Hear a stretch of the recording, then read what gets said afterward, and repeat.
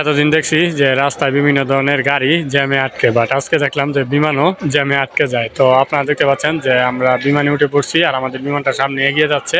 তো আপনারা ওই যে দেখতে পাচ্ছেন এই রানওয়েতেই আরেকটি বিমান দাঁড়িয়ে আছে। এই বিমানটার জন্য আমাদের যে বিমান সেটা কিন্তু উঠতে প্রায় 10 মিনিটের মতো লেট করে, অর্থাৎ সেই বিমানটা সাইড করার পর আমাদের এই বিমানটা উঠতে হয়েছে। আর এখান থেকেই কিন্তু আমার মনে হয়েছে যে আজকে বিমানটা জ্যামে পড়ে গেছে।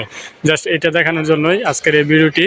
তো দেখতে পাচ্ছেন যে ওই যে পিছনের যে বিমানগুলো দেখতে পাচ্ছেন দূরে, সেখান থেকে আমাদের এই বিমানটা রান করতে করতে এদিকে আসছে এবং এক পর্যায়ে এসে কিন্তু এখানে আমরা দূর থেকে আমি দেখতে পাচ্ছিলাম যে সামনে আরেকটি বিমান আছে।